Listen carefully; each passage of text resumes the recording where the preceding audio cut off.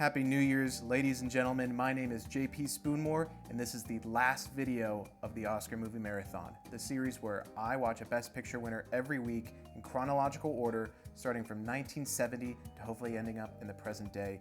And we made it all the way. This is the last video because it's the last decade. We're not even done with the decade yet. And in a time where everything is turbulent, the world seems like it's ending and everything is so over, for Hollywood, we are so back. Let's get started.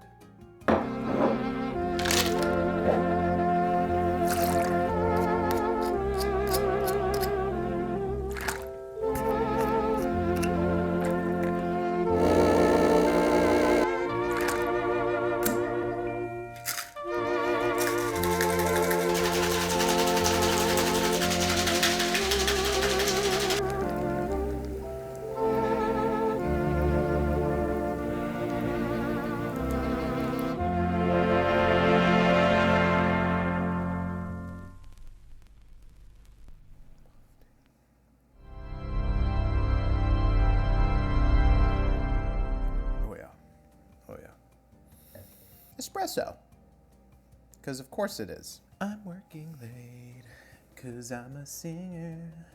So the 2020s, where we are now, present day, movies are weird. Either they make no money or they make too much money. And the ones that make too much money are the ones you don't want to be successful, and the ones that you root for are the ones that are forgotten in a week. It's where we're at right now. But in terms of Best Picture winners, things couldn't be weirder. All the blueprints from the 20th century, we've already thrown those out, so really any movie could win. But now every Best Picture winner in the 2020s has like broken an unspoken rule. Every single one is like an asterisk or an exception to something. And the fact that it wins Best Picture as well is doubly confusing sometimes. We're in a weird spot, and some people are excited by that. Other people are complaining as always. I'm a little in the middle. There are a lot of big movies and a lot of good movies that really don't get their time in the spotlight anymore that I'm a huge fan of. But also that's because I am paying attention now more than I ever have. So I see the movies that get left behind. When there are those every year, I'm just more in the know. So now I know even more that the Academy has its favorites. Everyone knows about COVID and movies and how it has probably destroyed half the industry that we will never get back. 2019 was the biggest year ever for box office numbers, movie buzz, indie films gaining traction, blockbusters gaining peaks that we will never see again with Avengers Endgame. A lot of filmmakers were really firing off on all cylinders in 2019, and then COVID happened right after that. So there were delays on some movies got scrapped entirely, studios got bankrupt and bought, and movie theaters were closed. It was rough, but the whole "it's so over, we're so back," those terms get used every week to the point where we're neither. We're caught in a limbo where this industry is on the verge of either mutation, evolution, or extinction. There's really no say in which one is gonna happen right now. So Nomadland from 2020, it won during the COVID year. Does it avoid the very politics it's talking about? Yes. Is it a bad adaptation of its source material? Of course it is. But in reality, it's not a political movie, even though it's pretending to be. It is a commercial for van life. It's not a documentary, even though all the people surrounding Frances McDormand are real people and they didn't know she was an actress. It's not a documentary. It is a commercial for van life, which during COVID, if you had the same Instagram algorithm I did, everyone was living in a van, driving to the ocean with their hot girlfriend or hot boyfriend, working on remote on their little laptops in their swimsuits, clocking out at 1 p.m., having a croissant, and taking a swim for the next 3 hours every day. So, you're trapped in your basement, and it's like, I hate life. I hate being in the Midwest and having the ugliest scenery around me because it's like winter. I want to go explore. So then you buy a van, and then you're in debt, but you don't have to pay rent. Well, okay, then you have to shit in a bucket. If you are on the fence of buying a van and living on the road for the next 5 years or something, this movie is meant for you, because you will find out very quickly if you are built for that lifestyle or not. If that movie inspires you, go and get a van. If that movie disgusts you in terms of the living conditions and how lonely these people are, now you know. That's the whole point of that movie. If you don't care about living in a van, this movie will do nothing to you. As someone that thought he would want to live in a van during COVID, not now, and has worked in an Amazon factory, this movie pissed me off in the right ways to make sure I didn't get a van, and in its avoiding the economic reality of people in that world. Frances McDormand is an actress surrounded by real people that live in this world. It's pretending to be a documentary. It's shot like a documentary. It uses real people. It uses the Santa. He looks like Santa Claus. They use the real people that are all behind this movement, the nomad lifestyle, in the movie. And they are telling their life stories in front of a camera. So the fact that the movie itself avoids the economic reason why they are stuck in this lifestyle or why they have to choose this lifestyle, when Frances McDormand's fictional character has several escape routes that she could choose, and she chooses not to. I'm talking too much about it. I want to avoid that rabbit hole. I want to talk about the movie itself as the commercial for van life. In terms of that, it works. That's about it. It convinces you whether you're built for that style of living or not. Should it have won Best Picture? No, I'll get to that later. Oh, wow! Wow! Will Smith just smacked the shit out of me.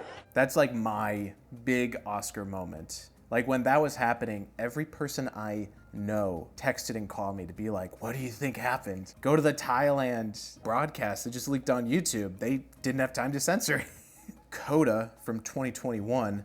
This movie, the rule that it breaks, the rule, you know what I mean? This is a Disney Channel original, but the acting is really good and they're allowed to swear. The bones of it are so Disney Channel. The first hour is like, this is it? And then the second half of the movie really won me over. I was not expecting this at all. I was like about to write off this movie. It was the slap year. That's all people are gonna remember, the whole Will Smith thing. No one was expecting this to win. Everyone was expecting Power of the Dog to win. I'm glad that didn't win either. I'm not a fan of that movie. But this movie felt like a joke. This is the deep artistic stance the Academy is gonna say was the best part of 2021. And then the first scene that I was like, oh, there's something here, was when the girl is singing and the music teacher's like, what does singing mean to you? How does it make you feel? And she can't put it into words. So she starts signing it. The way the camera knows how to let the actors carry the film all the way. This is an acting movie. They're the reason this movie is good. The script is okay, it has some good moments, like that scene, but the camera stays perfectly in its place, far away, and lets her, the actress, carry the scene. All the emotions come from them. They don't come from the directing, they don't come from the camera work, they don't come from the color or the words, or really even the edit.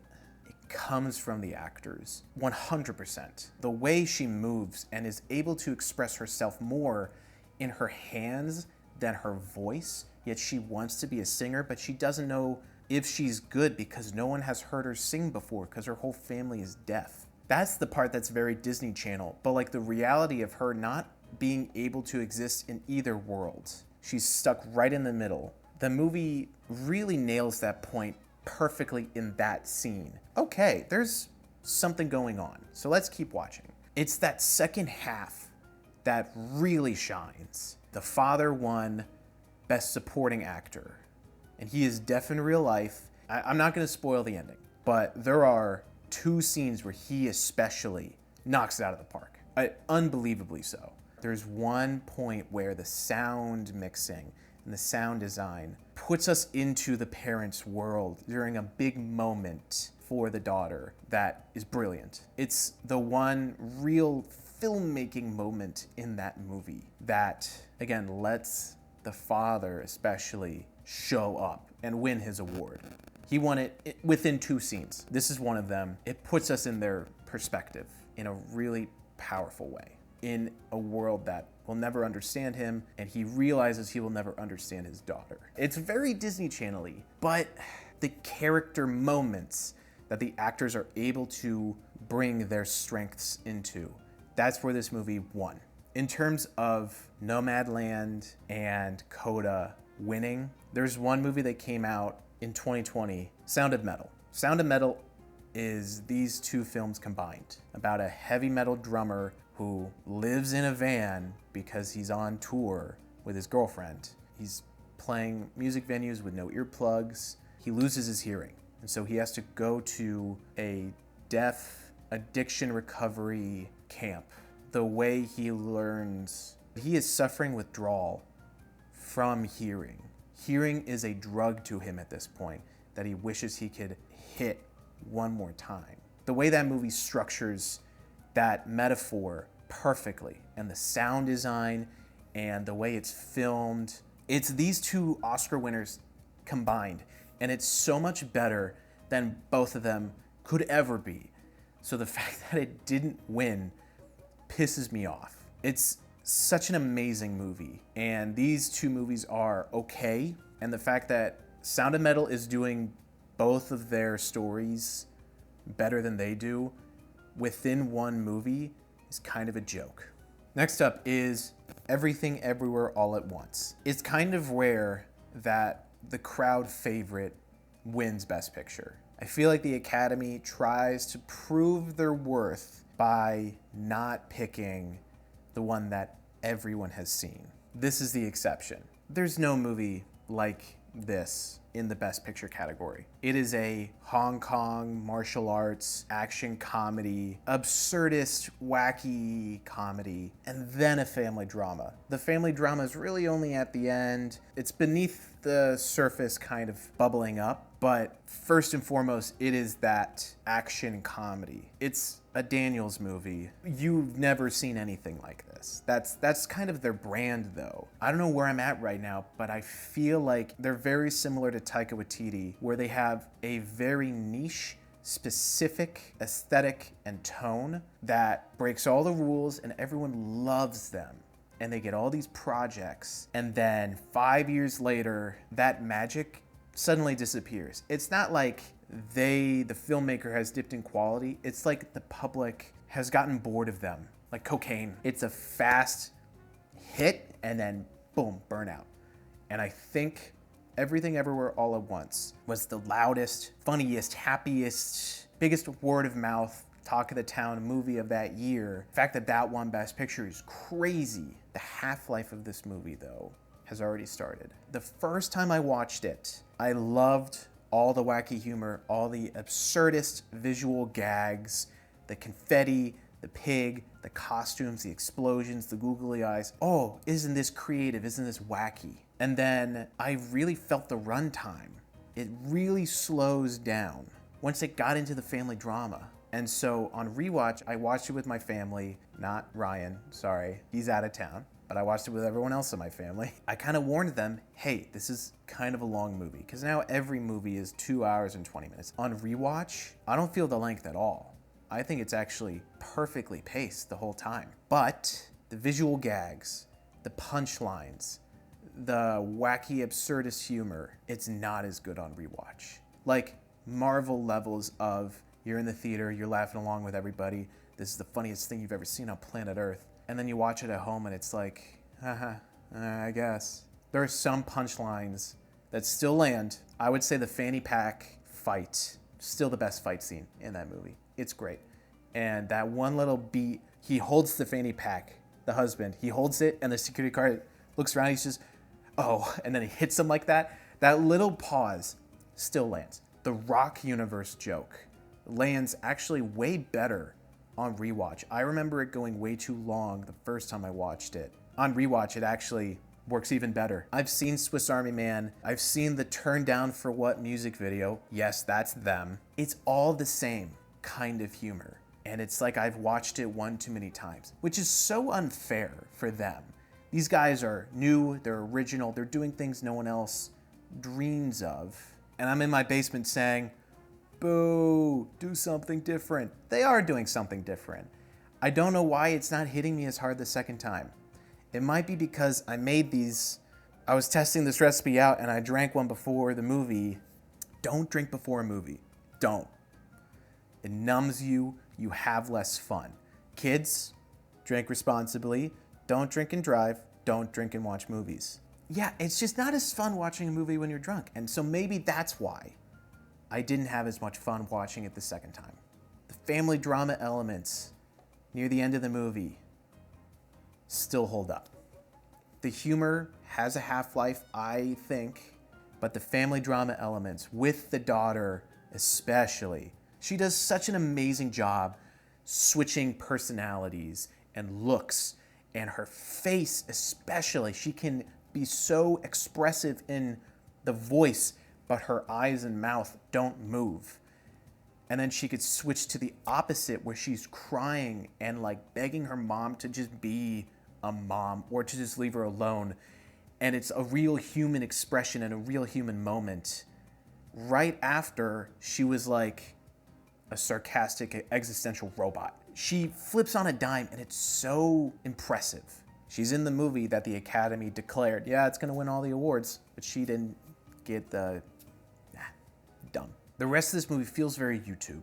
That attention span, the big flashy colors. I'm not saying in the production design, I'm saying in the humor and in the visuals. YouTube Rewind wishes it could look like this. In terms of this series where it's like I'm looking at whether the best pictures reflect the society that they exist in, Everything Everywhere All at Once is that to a T. It is a postmodern, post-superhero world, multiverse era, comic book, pop culture movie that you're ever gonna get. It does it better than every superhero movie out there. So the fact that it's a reflection on pop culture right now and it does it better than the movies it's making fun of, amazing. It's so impressive. I think that is why it won the award, besides being very, very popular and being a huge success. In terms of like this series, this is like the golden child. So I should have liked it more. I'm gonna blame the Espresso Martini. Oppenheimer 2023. I saw that for the first time in 70mm IMAX when it came out. Watching it in my basement on a projector screen, we got a good setup. I was worried that it wasn't gonna hit as hard because that opening shot of the raindrops in IMAX, and like this is the Indiana State Museum. It's not a dome IMAX theater. It's a flat wall with like 450 seats. You are sitting in front of this giant concrete wall. Perfect for Nolan, by the way. That first shot of the raindrops, floor to ceiling. And that screen is 60 feet tall. Blown away. Blown away. Oh my God. Watching it in my basement, that shot doesn't hit as hard, but the movie itself, honestly, pretty good. Outside of IMAX, it holds up really well. I think 100% it is because of the editing. This is the experiment that this film really breaks. It's doing the classic Best Picture winner, historical biopic, great man epic. This young man broke all the rules and reinvented a new way of thinking during World War II. We're gonna make a movie about him because he changed human history by himself. And we're gonna follow his life from day one in university till he wins the Nobel Prize chronologically. Oppenheimer rejects that formula. It honestly decapitates it and shows it to the world how boring and dumb that is. The edit of Oppenheimer makes the movie. This film continues to elude me because it's going so fast and it honestly teleports sometimes. He's talking to Matt Damon in between all of these research stations. We gotta build a little town. Matt Damon's like, what, where? And then, boom, they're on a train to Los Alamos. And they drive up to, like, the plateau. Cillian Murphy's like, right here. And Matt Damon's like, all right, building a town. And then they're building the town. It's like, whoa, what just happened? Like, I feel like that was 3 months of time told in 3 shots. Crazy. And that's not even one of the montages. That's just how the movie flows. It's like a constant montage with little montages in the middle. My first time watching it, it left me behind by a mile. I didn't catch up until the Trinity test, and then the whole Robert Downey Jr. is the cartoon mustache twirly bad guy in the second half. So when I walked out of that theater, I was like, oh my gosh, the second half saves the movie. I was just saying that because that's the only part I got. Nowadays, the first half I really, really like because it still kind of leaves me in the dust. But I'm trying to keep up and I'm a little bit better. And on rewatch, I'm like picking up the little things that they're trying to do. It's just going at like such a breakneck speed. For any other movie, that would kind of be a complaint. But that's the whole point of this production.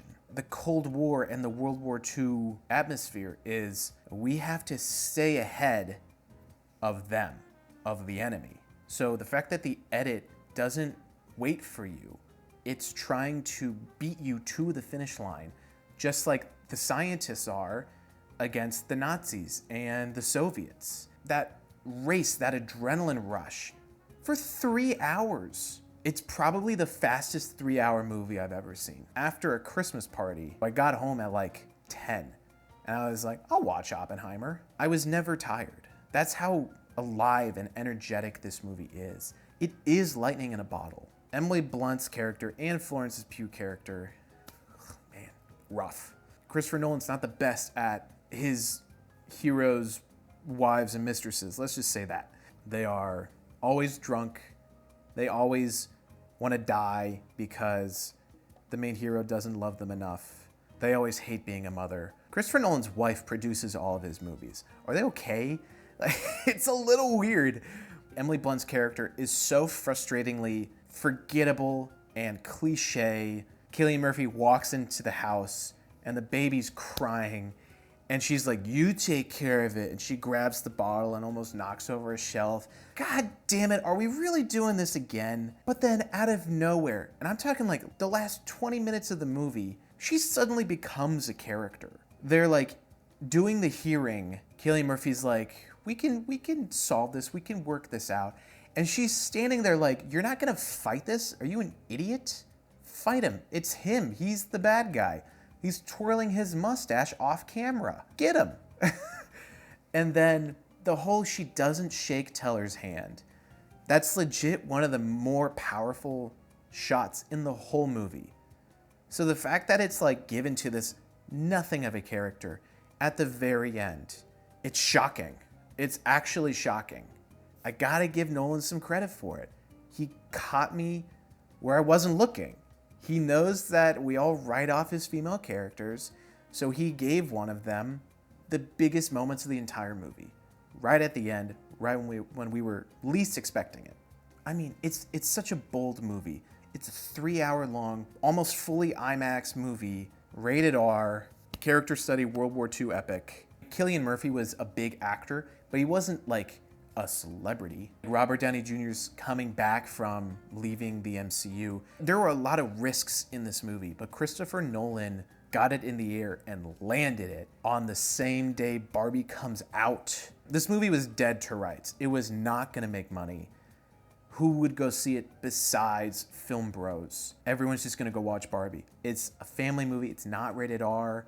It's got Ryan Gosling and Margot Robbie. Everyone's just gonna go watch Barbie. And then out of nowhere, everyone decided, you know what? We're gonna watch both of them. One of the greatest movie moments of my life. I'm not kidding. Barbenheimer was so much fun. The fact that these movies happened the same weekend and they're both amazing. And people decided, not the producers, not the studios, not the marketing people, that was us. We said we're gonna see both. Barbenheimer is never gonna happen again. I hope you had time to enjoy it when it was there, because oh my gosh, It was amazing. Woo. We're almost there. All right. Those are the movies of the 2020s. I'm going to have my list real quick. Right here. It's 4 movies. Like, I'm sure the way I was talking about them, you know the order. But now we're going to get to the decades ranked. I'm just going to have my phone out because it's easier to look up the movies. The decade at the very bottom was the 1980s. I'm not the biggest guy for those sightseeing, tourism, escapist, exotic location biopics. I'm just not. Like Gandhi, Out of Africa, The Last Emperor. I'm just not the biggest guy of that. Driving to Stacey, no. Rain Man, great. Platoon, fantastic. Amadeus, great. In terms of like a period piece, it's fun. It's very fun. Very long though. Terms of Endearment, boo. That one actually sucks. Chariots of Fire, British Propaganda, blah. Ordinary People, still one of the bigger surprises of this whole challenge. In terms of like a suburbs melodrama, it really does it so well with the editing and the characters and the look. Ooh, sweaters, yum. The decade next is the 90s, which is weird because like the 90s are actually a really good decade. I very clearly have recency bias. It's bad, but the 90s are a great decade. Silence of the Lambs, Unforgiven, Schindler's List, Titanic, Shakespeare in Love. Those are the great movies, and then everything else is not. English Patient, no. American Beauty, no. Braveheart, meh. Forrest Gump, that's just a montage. 20th Century Greatest Hits, you know, yeah. Next up is the 2020s. We have yet to really find the rhythm yet. We're in an awkward spot in cinema. And I think the winners are surprising, and I think they're solid, but they're not great. They're not timeless yet because they just happened. We'll see the later entries. I think the first 2 entries are gonna be pretty forgettable in the long run. Next up is the 1970s. A lot of people say the 70s are like the best decade of filmmaking.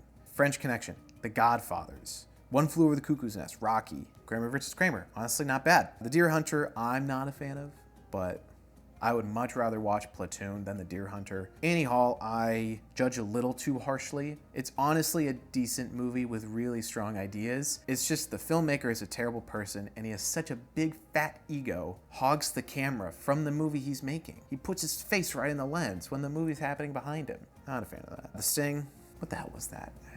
That movie feels like it's from the 50s. Kind of weird that it won in the 70s. Rocky beating Taxi Driver. It's because it has a happy ending and it's about the bicentennial. Taxi Driver is way too scary for the Academy to award it, even in the 70s. I remember my first time watching Taxi Driver, I was like, they got away with this? They were able to make this? The Academy was, no.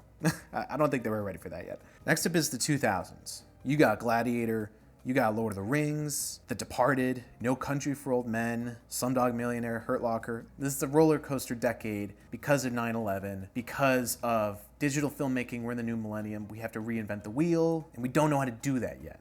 We don't have solid footing. So one year is going to be a good risk that pays off. The other one is going to be Crash or $1 Million Baby. The highest of highs and the lowest of lows. It's what it is. And then the winner, this is very clearly my bias. It's the 2010s. King's Speech is a very solid Oscar bait Best Picture winner. It's one of the better ones out there. You got Birdman, Spotlight, Moonlight, Shape of Water, and Parasite. It has the high peaks of the 2000s, but the lows are not as bad.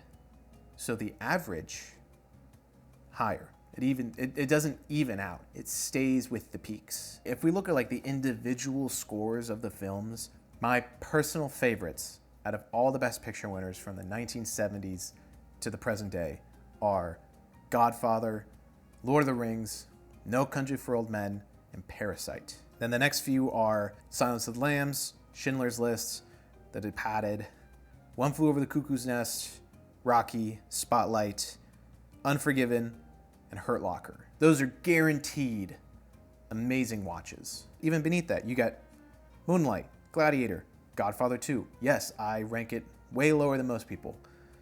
Shape of Water, Birdman, Amadeus, Rain Man, Platoon, King's Speech, Ordinary People. These movies are good. Like, the Best Picture winners usually are really strong movies. Are they the best of that year? Most likely not.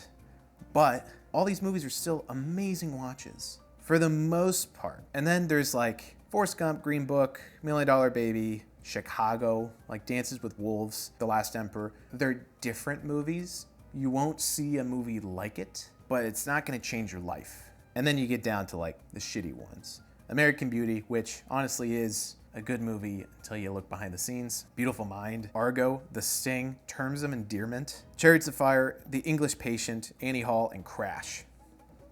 I would skip all of those. I just watched 54 movies on top of the usual stack of movies I watched this year.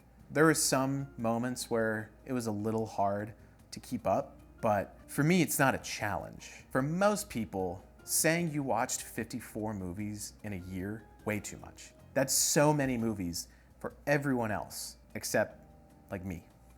I've met guys on set that watch a movie every day. That is actually a challenge. They don't see that as like a casual thing. They try to do it. 365 movies a year. Hell no. I don't know if they made it, but they breach like 200. That's insane. Including this challenge, which is 54 movies, I have seen 188 movies this year. Some of those might be TV shows as well. So let's say I've seen 180 movies this year. That is too much. I'm feeling it. I'm a little tired. And these are helping a little bit, not in a good way. No, they're helping a lot. They're helping a lot. I started this challenge because I didn't have a New Year's resolution. And then once I realized I could break it up into decades and maybe do a video on it, I then really got into it and started researching stuff. And then one of my favorite drinks that I love having and I also like making is a White Russian. Because of the Big Lebowski, the internet said that a White Russian was like the drink of the 70s. And then I found out Marlon Brando's favorite drink, they call The Godfather, and that's Scotch and Amaretto. And it's like, oh, I have those. That's when I started making the cocktails and realizing, oh, I could put that in the video. Oh, I make a drink every decade. And that's when this really started. Thank you for watching. Even if you just watch the cocktail making stuff, that is the more fun part of the video. Thanks for sticking all the way through the end. I really appreciate it. I didn't think I would get all the way, and the year's over. I did it. I wasn't expecting that. I've learned a lot, not just in like watching movies, but in making drinks, in lighting, I got a new camera. I have an editing process now. It's really fun to see how bad these videos used to be and how okay they are now. I can't wait to start next year's series. It's gonna be even crazier and bigger and funner than this one. So thank you for watching, and I'll see you next year.